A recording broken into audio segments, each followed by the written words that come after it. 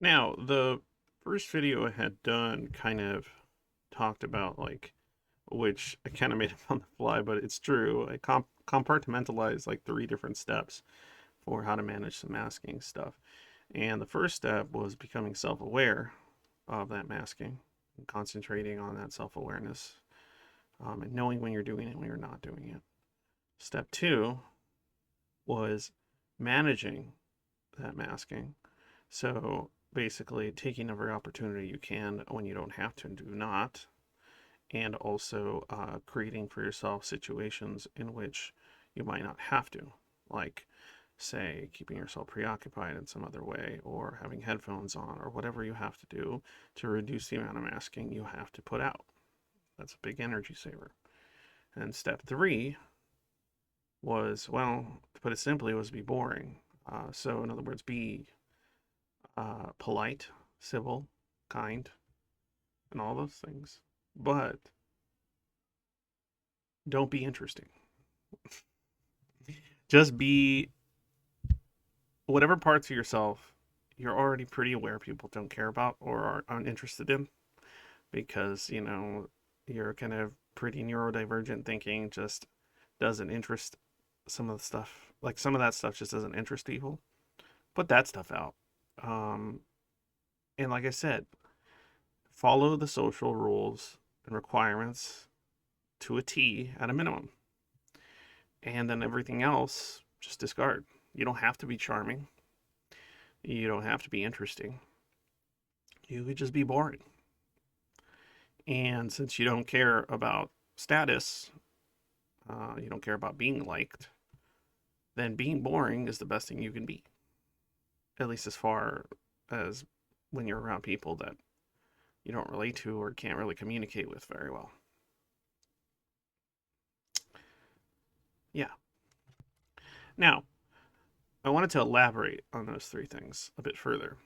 Some people had messaged me that, like, as helpful as that first one was, there were things that could have been, fleshed out a little more, talked about a little further. There's a lot of steps, or not steps, but like details in between about how to get to those points that might be kind of missing. Um, Maybe one day when I have the time and the skill, turn this into some kind of lame video essay. But in any case, I want to go ahead and elaborate on those points a little further. I think that might be useful to those that did like the first one to take the time to do that, since I don't have to introduce the concept as much. So if you haven't watched the first one, watch the first one so that this one makes even more sense, maybe. So, as far as knowing you're masking, right, that's probably one of the hardest things to do. Figuring out that you're doing it at all, especially if you've done it for a very long, long time. Somebody that maybe gets diagnosed early on in their early 20s might figure out pretty early or realize pretty early that they're masking. If that's your situation, then consider yourself very lucky because that's not the situation for a lot of schizoids. Uh, Zoids, it's just not. I was well into my 30s before I realized what I was doing.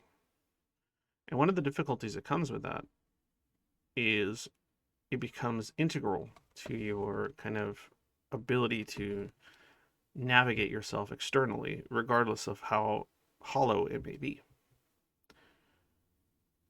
You also go through many years, at least in some cases, of believing that masking is real, believing that that is you, in fact, that the person you are presenting in order to merely adapt and survive your environment in a functional manner is actually you. You start to gaslight yourself into believing this. When you know it's not true is when you continuously put out this persona and it doesn't bring you any meaning or satisfaction. It brings you nothing but emptiness, sorrow, anger, exhaustion. So, when somebody doesn't realize they're masking, oftentimes what happens is they keep participating in activities that are draining. over and over and over again. So having that lack of self-awareness when it comes to the masking component is obviously a big detriment to your ability to manage said energy. Because masking in and of itself is exhausting.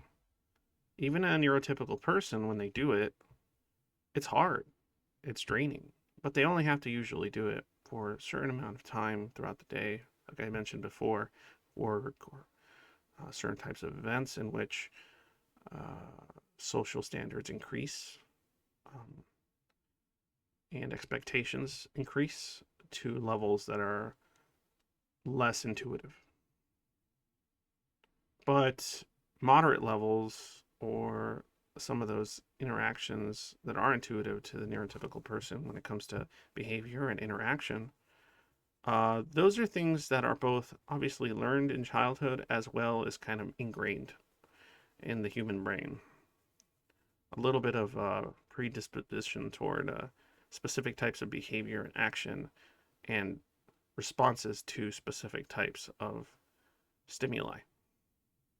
Now, when you have a brain that doesn't react to that stimuli in an intuitive manner, then you have a little bit of an issue, and so thus the masking begins very early. I'm not sure what video or something I had asked or mentioned it, but I had said something to the effect that when you were younger, and this is my belief, a younger person that is this abstract thinker that becomes or develops these schizoid adaptations is merely mimicking a lot of the behaviors that surround them, because those behaviors, well, they bring them a certain level of comfort because the people around them are, providing the resources needed if in fact the neglect hasn't started that early, and so on. And also just to manage uncomfortable situations or upset people, because even as a child, you know that upsetting people or upsetting others is a detriment to your survival. That is a very, very normal thing to feel.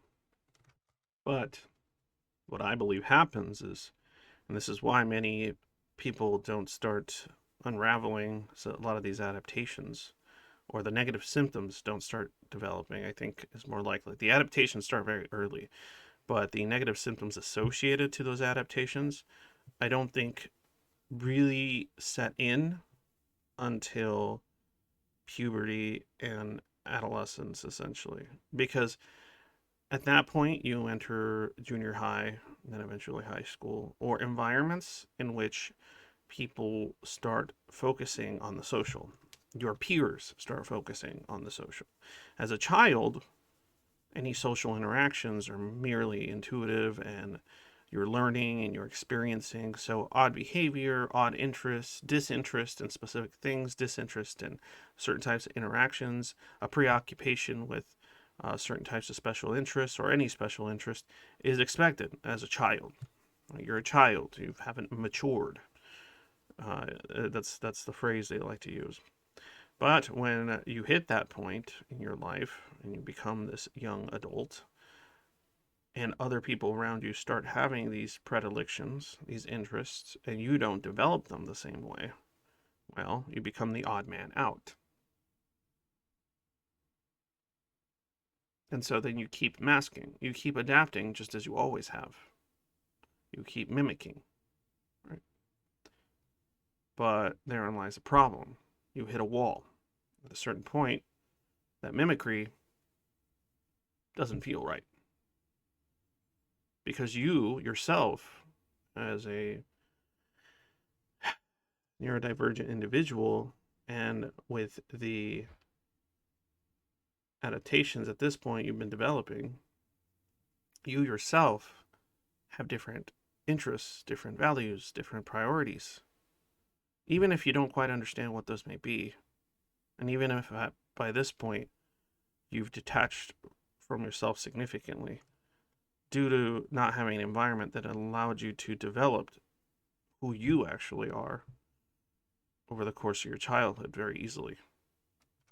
So the people you used to play with, the people you used to, interact with for the purposes of stimuli of varying sorts, a lot of the times associated to the interests you did have, those people start drifting away from you. Those people start looking at you strangely. Those people start forcing you to mask in ways that are not comfortable. Or for those that don't mask and adapt, you start to become rejected.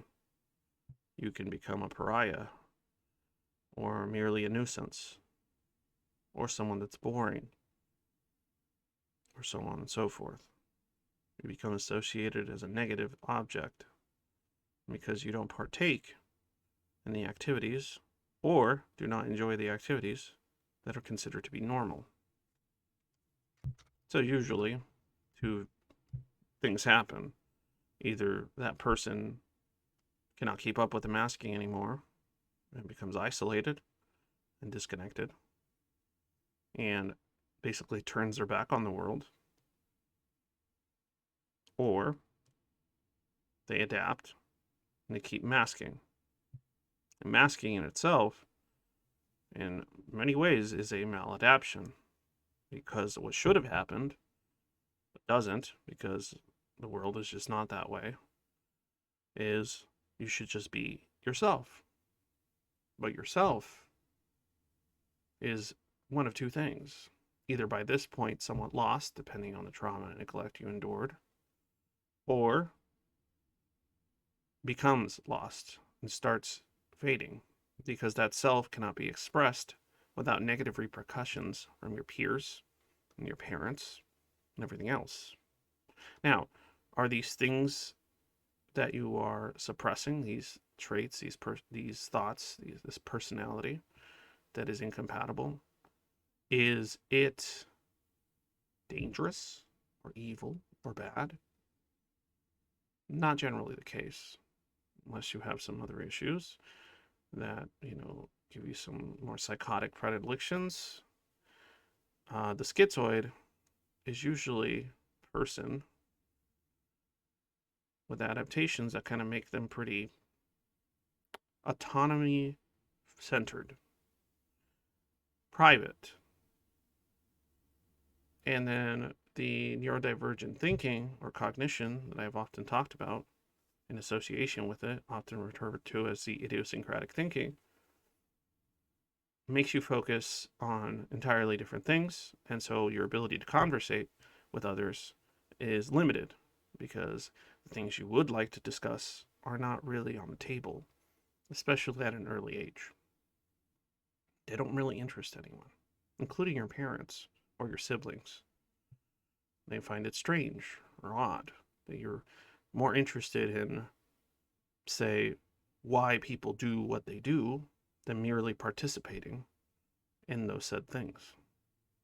At this age, many of you start to question the society you live in, motivations of the people around you, the religion you were raised under, the culture you were raised under, the stigmas, the dogmas that surround you that make no sense to you. You question them, either out loud or internally, and then you feel further and further alienated, either because you realize that you aren't like them, or because you attempted to communicate and it failed continuously, or ended in, well, you know how those conversations often end. Conflict of some kind, even if it's conflict that you did not want to participate in or tried to culminate. Some of you that are quote unquote less functional don't mask very well. Don't know, didn't adapt to masking, so remain isolated. Perhaps your speech is stilted, and you have no way of kind of controlling or changing that. Maybe some of you even envy the covert schizoids that can mask, because they're capable of quote unquote functioning in regular society. Trust me, this comes at a cost, a severe one.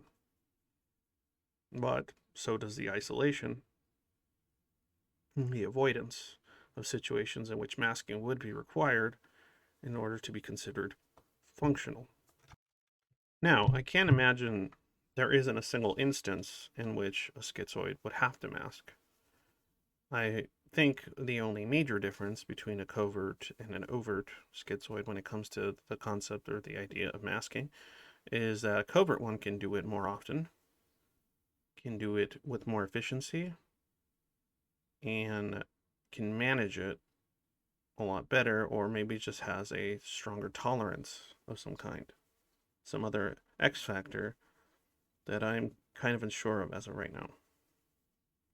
But even the more low functioning person with these adaptations,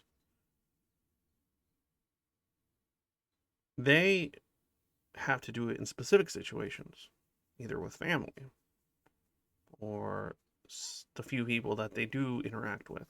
Even if, say, they're a quote unquote neat and stay at home and live with their parents and don't have a job and don't go to school, all in order to avoid all these things, creating one excuse after another to not participate in that stuff because of how exhausting and damaging it is to their mental health and the fear and panic that it induces at times. Well, in those cases, even those people have to do it. They just can't do it for very extended periods of time or longer periods of time, like, say, someone like myself and others I've spoken to can. Now, so this video or this conversation on masking is more probably geared toward the people that do it often and have integrated it into their sense of self for periods of time, even if at this point they realize that it wasn't really a self, that the self was actually suppressed or seemingly gone. It's never gone, but it often feels like it is. Hence that empty core action. Now, this part's important for those that aren't sure that's what's happening. Maybe they're diagnosed schizoid, and or maybe they, you know, self-diagnosed. But again, I still recommend a proper diagnosis if possible. Now, the way you figure out whether it's occurring or not, it's pretty easy, kind of straightforward. Continue doing what you do,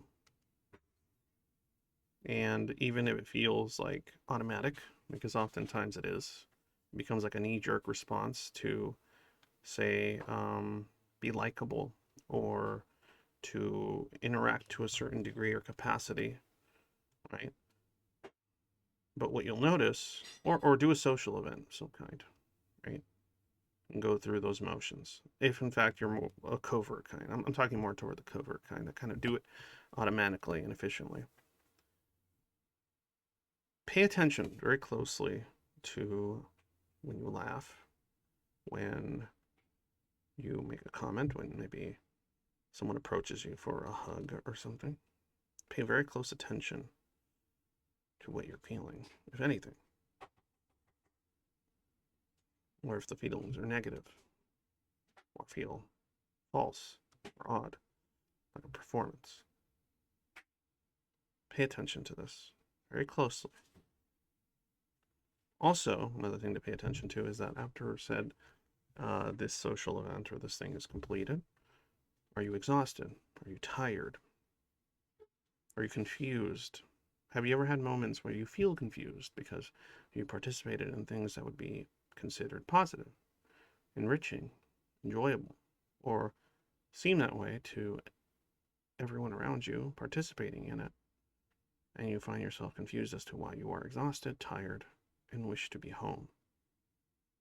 And once you get home, you're so drained, you can't even do the things that you'd like to do by yourself.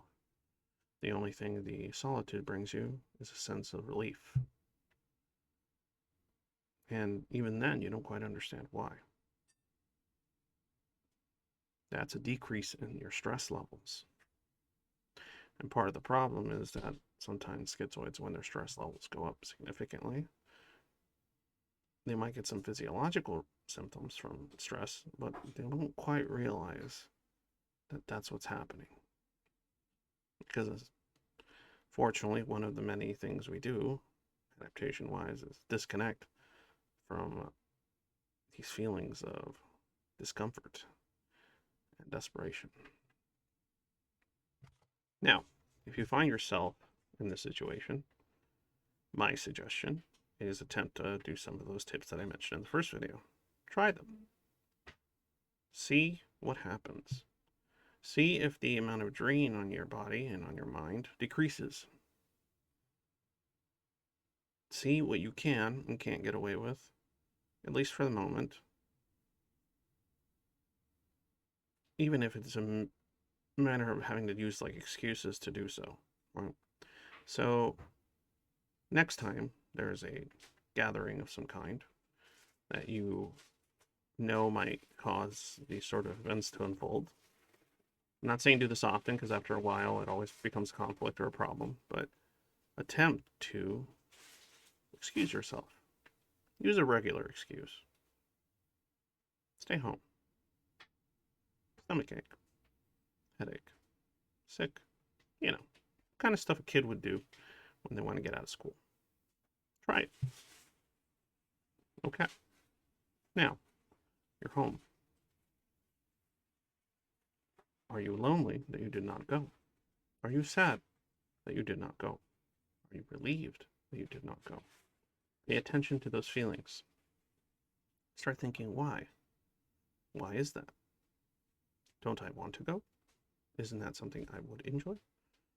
Pay attention to that. It's important.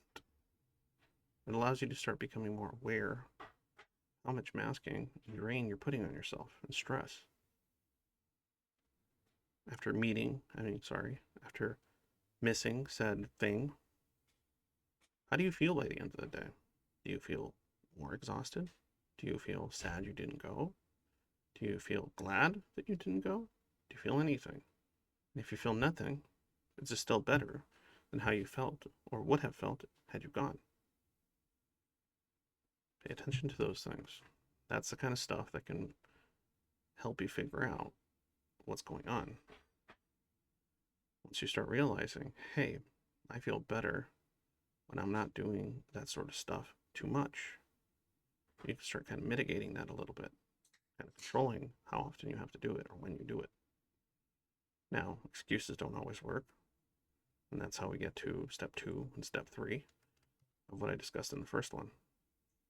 But I want to elaborate on those a little further in a separate video, because this one's going for about 22 minutes, and I feel like that's enough.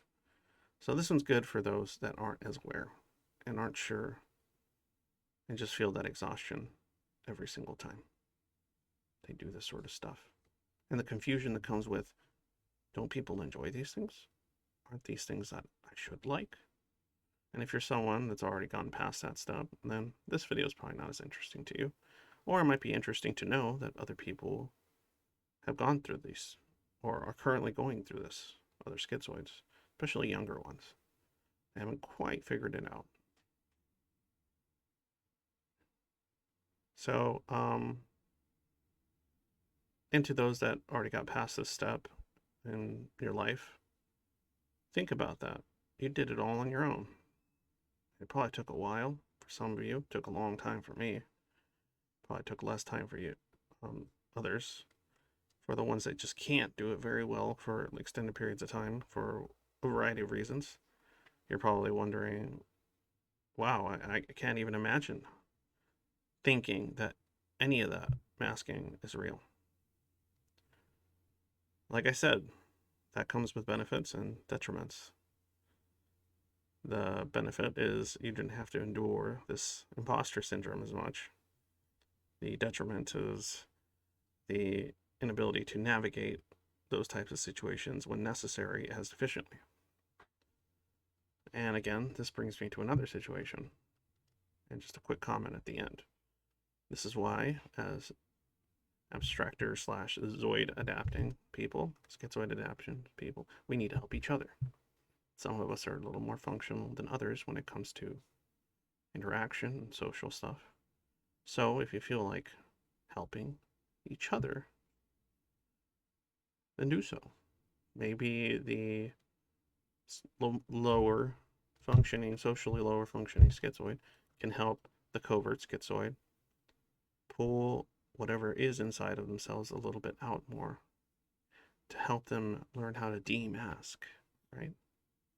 And maybe the covert schizoid, when communicating, say on the server or anywhere else, can help the overt schizoid on how they can more efficiently mask certain things to healthy degrees, just to functional degrees.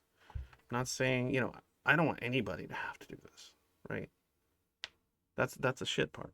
So I don't want anyone to have to mask. But it's just the reality of the situation. We don't live in an environment in which you can't at all, right?